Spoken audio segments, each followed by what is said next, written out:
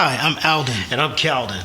We're here today with Rita Brent, comedian, musician, internet actress, you name it, and she's talented. She can do it. She's going to be talking about some of her recent successes with Apollo Theater on her special, Sip on This Tea. That's right.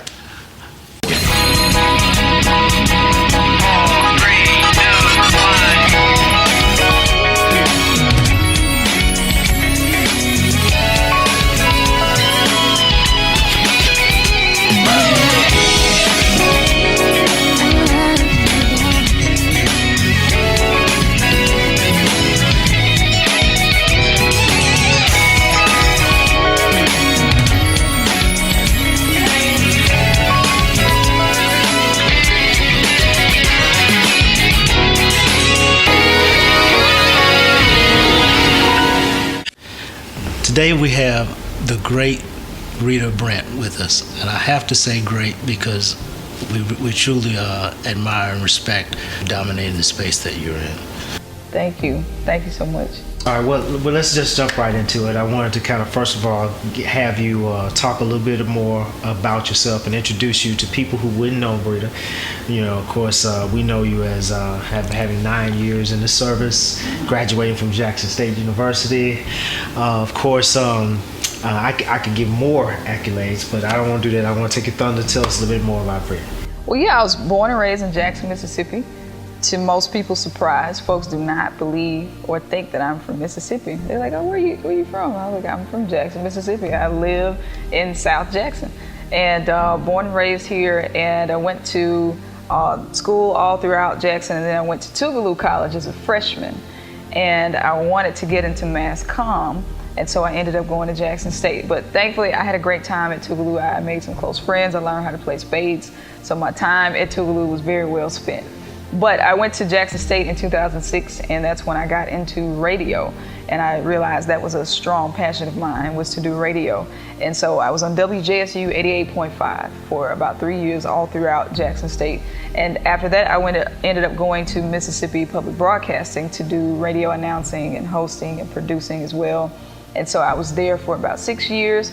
I hosted several shows, and it's an NPR affiliate. So I went through like an identity thing there where I was trying to figure out, well, do I sound too black? Do I need to sound more proper? But by the end of my time there, I just decided to be myself, and it was the best decision ever.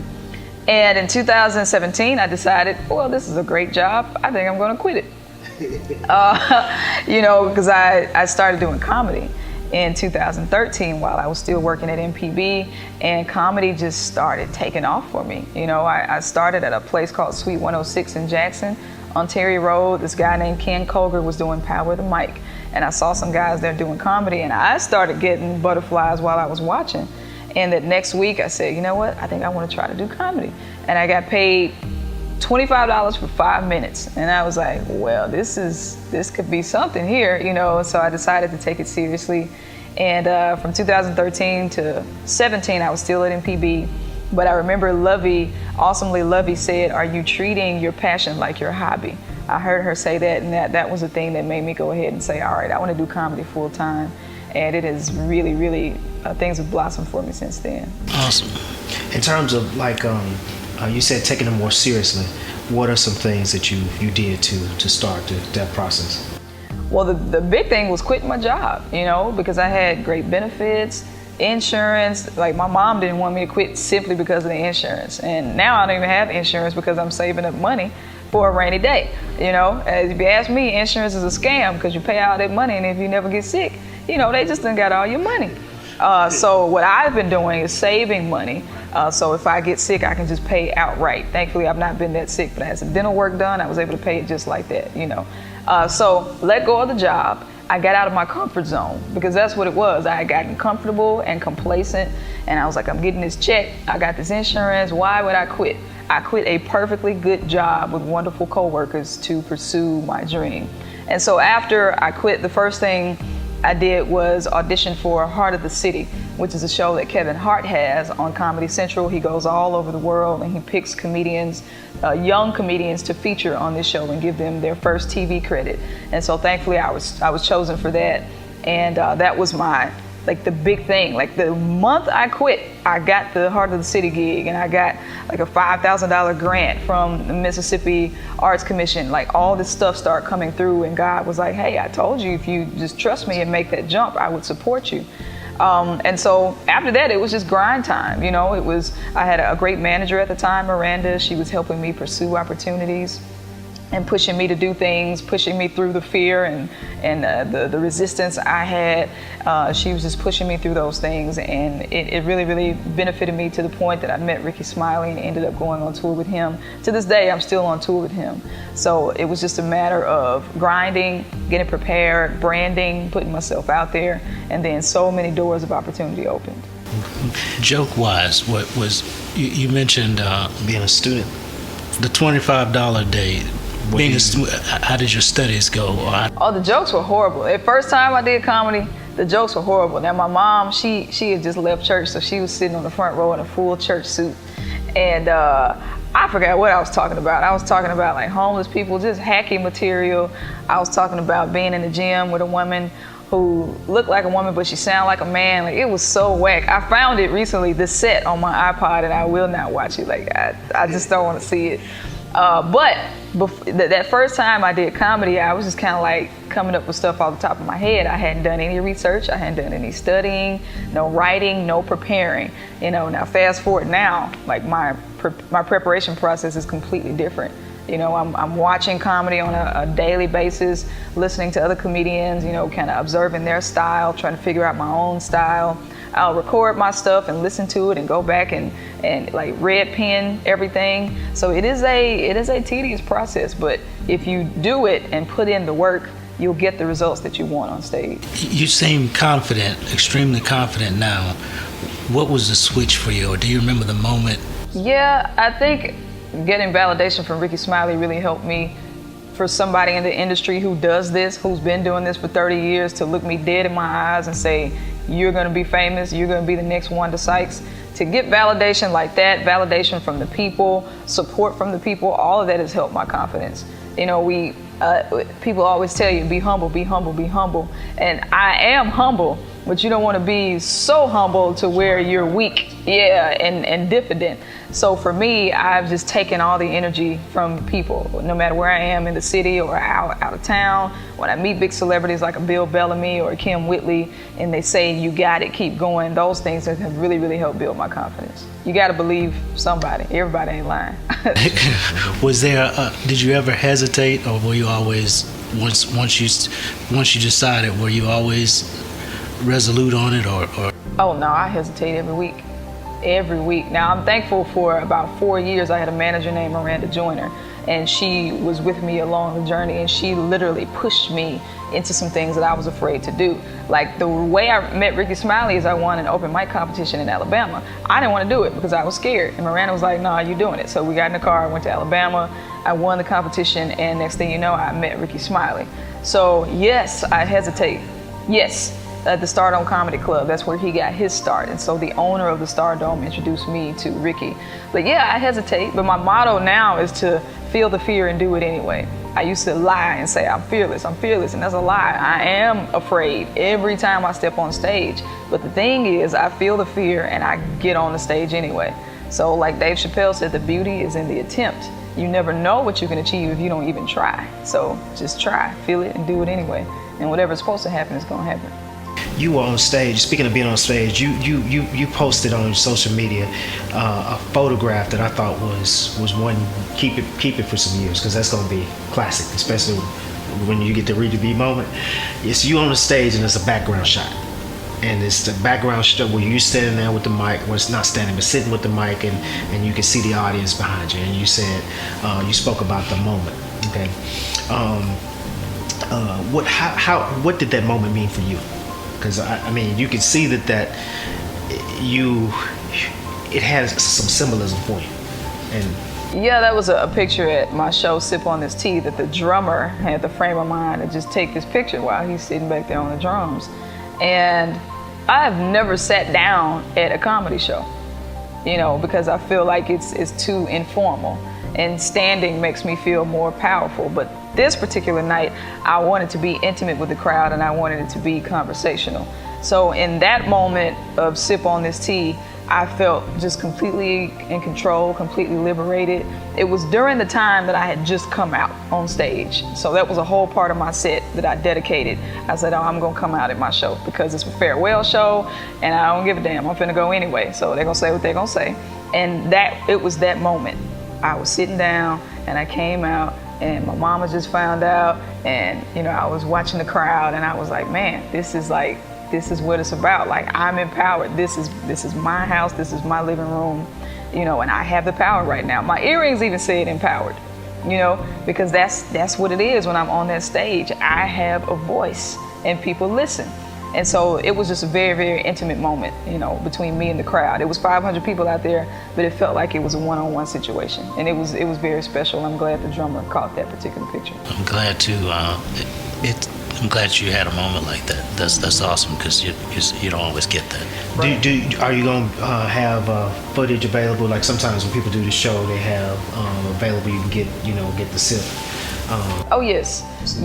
I have to go through footage for both shows and see which jokes were the strongest on each show, and then we'll put it together. I have a good friend of mine, Tywell Gaynor, who's editing, and so I'll put it out there at some point. So the 7:30 show and the 9:30 show. Mm-hmm. Okay. All right. Yeah, because the crowds react differently to different jokes, so I'm gonna get the best reaction and put it together for one special. But hopefully, I did have like 3 cameras filming, so my goal is to shop it to Netflix and we'll see what happens. Well, we wish you well, and thank you. And hopefully you'll be on net. We'll see you on Netflix.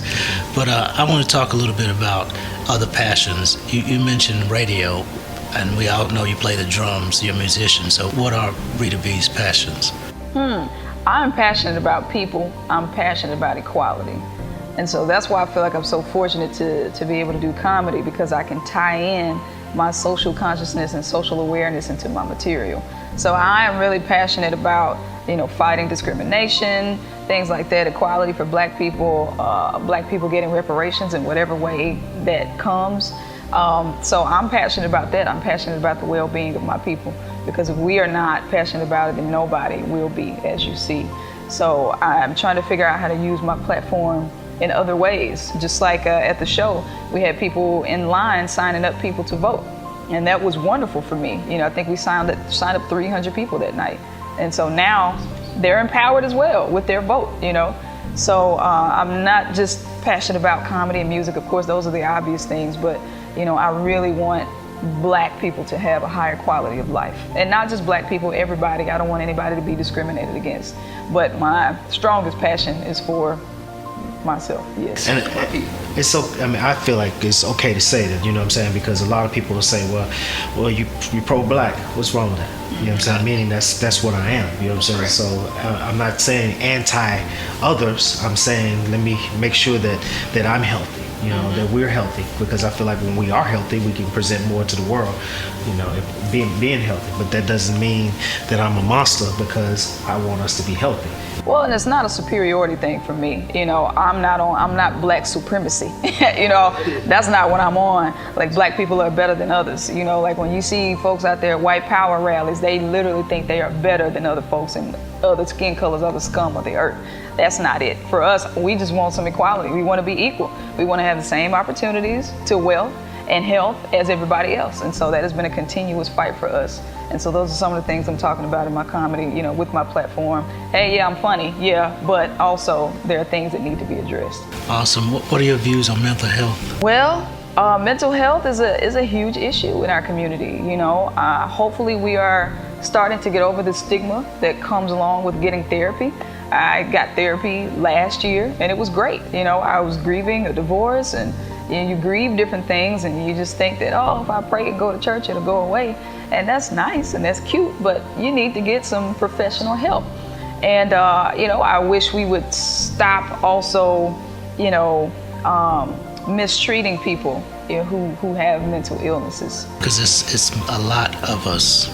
Yeah, there's always a stigma. If you say, I feel like I have bipolar tendencies, and folks call you crazy. And Jennifer Lewis is this famous actress. She is very, very open about her bipolar disorder and taking medicine and things like that. So when you have somebody like that who's that famous saying, hey, you need to take care of your mental health or else, that is progressive and helpful. But hopefully they'll give more resources to mental health issues, especially in the white community, so they can stop shooting up shit. Yeah, because that's what they say. Oh, it's a mental health issue. Okay, well, let's get some resources out there. So yeah, we all got to do better and stop stigmatizing each other and treating each other away because somebody is vulnerable and admits, hey, something's not right with me mentally, and I need resources and help to get better. I know you just said New York is next. So, but tell us what you think that's going to intake, or do you have? And of course Netflix is next. So, but in your vision, on your vision board, what's 1, 2, 3, 1 through 5? So 1 through 5 is to make enough money to pay off my student loans. So when I get to New York, I'm trying to get in a different financial bracket so I can finally pay off these damn student loans because I'm just frustrated. It's a thorn in my flesh.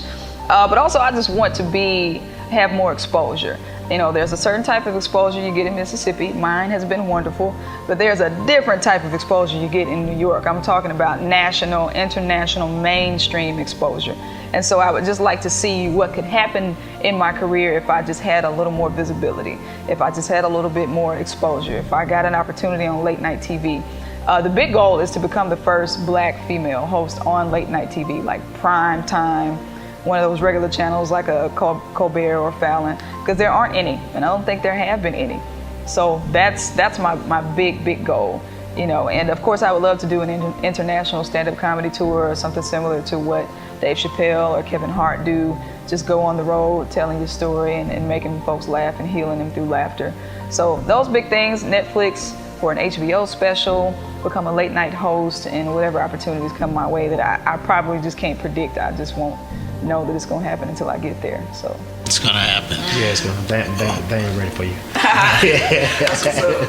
What? They don't see you coming. What comedians did you coming up? Did you like a specific comedian, and then what are your thoughts about the comedians now? Because you talk about your views on your thoughts about being an African American female, and I know that the pay is different now with the comedians.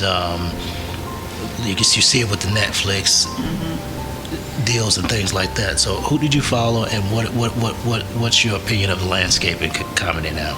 I was very passive watching comedy growing up. I watched the basic stuff like Martin, stuff like that everybody found funny. But I was not listening to stand-up comedy as a young girl. I just wasn't. Now I watched BET Comic View, and if I think back on it, I remember really, really being attracted to that show, but never thinking, oh, I want to be on it one day. I always followed Steve Harvey. I've always followed Rickey Smiley. But now that I'm in comedy, some of my favorites are Wanda Sykes, Gina Yashere, comedian Godfrey. And Gina has been doing comedy forever, and she just got a big break on CBS. One of her shows is on there.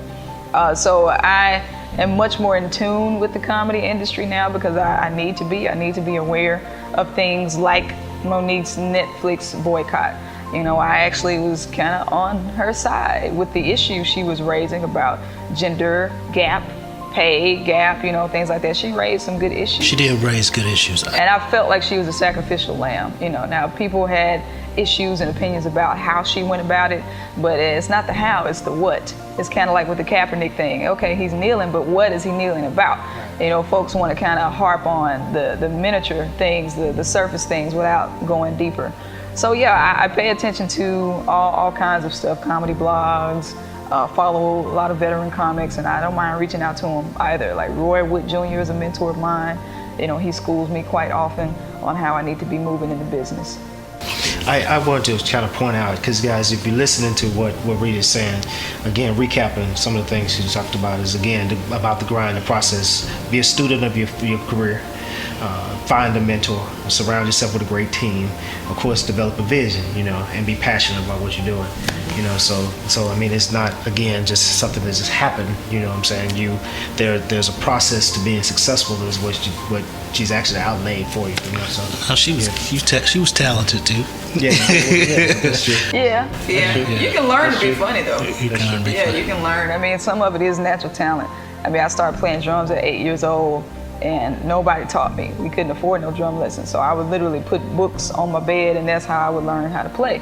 Because my mom is a piano player, so a lot of my talent came from her. So I think it's a mixture of having talent naturally, but also having the desire to hone that talent. Because some folks have talent, but they don't have the discipline to cultivate it and make it excellent. You know, so it's a balance. Do you ever compare yourself to any of the current comedians, or do you ever? Yeah, unhealthily. I do. Yeah, I'm like, well, why? How did he get that opportunity? How? You know, so I check myself on that, because somebody else's path, you don't know what they went through to get where they are. You may not want to go through those same things, you know. So lately, I've been doing a much better job of just thinking, okay, that their route is their route. You know, they're going to get their success, and I'll get mine my own way. And I believe that it'll be divinely customized for me. So I try not to do much comparing, but I do think I could be the next Wanda Sykes. I do. Like, I love her. We have so much in common. Rickey says it all the time. You're gonna be the next Wanda Sykes, and I'm like, yeah, I'll take that. I like her. That's on your list to meet, or have you already met her? I have not. Now, we were in a movie together recently, but she filmed in Natchez and I filmed in Jackson, so I still have not met her yet. But hopefully that time will come soon. You remind me a lot of her too. I mean, just like. Because I'm black and I have natural hair? Yeah. Yeah, but no, like content-wise, yeah, like I love it. Her political, racial, she's not scared at all. And I'm like, she's a great model, you know, for how I want to shape my own comedy. Her model of comedy, her style, and Dave Chappelle's are two that I really like, and Roy Wood Jr. Yeah. Was there anything else that you wanted to convey? If you had to say, well, I just want everybody to know this about Rita, what would it be? Just know that I'm a good person, you know. I think people have their own perception of you by what they see on social media. And well, most people think that I'm taller than I am. I did too. I did. First thing everybody says, "You're so small." Like, well, yeah, I'm only 5'3", about 98 pounds. When we met at the at your show, backstage at your show, you had on heels, and that's what it was. Because when we standing next to each other, I was like, she was like way taller. The same thing. Yeah, but I just want people to know that I'm an average person. I'm a human just like you. You know, don't put me on a pedestal. I have feelings just like you. You know, I use the bathroom the same way you do. You know, you do not have to put people you deem celebrities on pedestals. You know, at the end of the day, we're all just trying to live a comfortable life. So I'm approachable, I'm kind, and I love people. I love the people, and I just want everybody to have a high quality of life. And I appreciate the support, you know, whether it's been through Messenger or in the grocery store. You stop, give me a hug. People have shook my hand and put $100 in my hand. You know, I'm just appreciative for all the support. I know folks are rooting for me, and I want to represent the people well. Well, we were rooting for you too, and thank you. And we wanted to have a chance to sit down because, you know, you can see the greatness, and you can see, because I just believe if you continue the path you're going, it's gonna happen for you. You know what I'm saying? Because you're funny, you're talented, beautiful. Thank you. I was waiting on it. So so you can see it. You can see it, yeah. And it's so you look poised. Because I remember when we met you years ago. First time meeting you was at Jack State Homecoming some years back. Oh, okay. Yeah, you might not. I can't remember the last time. I'm gonna go this year. I'm gonna go to JSU Homecoming. I'm gonna go. And so the path you've taken and the growth, it's always nice to see people grow and develop. And then you bring in so many. Bring in so many people. I know you got the partnership with Miranda, but you guys, you it's like you take opportunities to collab or to empower other people, and that's always positive. Most people don't know that helps to develop your own character, your own self. That's right. Yeah, so it's great to see you doing so well. We can't wait to see you on Netflix. Well, thank you. All right, so tell them some places to go check you out. So if we want to see some footage, we want to see some video, Rita B videos. We want to listen to some pothole songs. Oh yes. YouTube. I'm all over YouTube. Pretty much all of my popular videos, the prayers, the songs. They're all on YouTube. If you go to Rita Brent Comedy on YouTube, it's on there. And I'm going to be releasing my 2018 special pretty soon, so folks can be on the lookout for that. It'll be on YouTube as well. And you can follow me on Instagram, Facebook, and Twitter. Rita Brent Comedy on all those platforms, so you can just keep up with everything I have going on. My website is ritabrent.com. And my schedule is pretty much updated. I need to update it, but you can book me on the website, you can see my schedule, and you can get some merchandise as well. So those are pretty much the platforms. Do not Facebook call me on the video. I hate that when folks be calling me on. I'm like, I don't even know you. Like, why are you calling me on Facebook? Don't be doing that. Yeah. Keep it professional. You know, if you got something to say, write it on my wall in the public. You know, don't be sending me pictures, eggplant pictures. I don't want to deal with all of that. So boundaries. Rickey Smiley talks about boundaries. Yeah, but I'm accessible on social media. But my website, my email rather, to book me is ritabrentcomedy@gmail.com. So if you want to book me for something, just communicate with me that way, and then we'll go from there. From bar mitzvahs to the big stage. Bar mitzvahs, Tiffany Haddish. Yeah, that's her. That's her. Yeah, well, it's been a pleasure. Thank you so much. I appreciate it. Hi, I'm Alden. And I'm Calden. Thanks for following us. You can find us on Facebook at Good Twin, Bad Twin Unleashed, and also on Instagram at Good Twin, Bad Twin Unleashed. Now, don't forget to watch our YouTube page and make sure you like and share our videos. Also, go to our Facebook page. Check out our t-shirt line. We have several wonderful t-shirts there that helps us to continue to provide good footage for you. Thank you.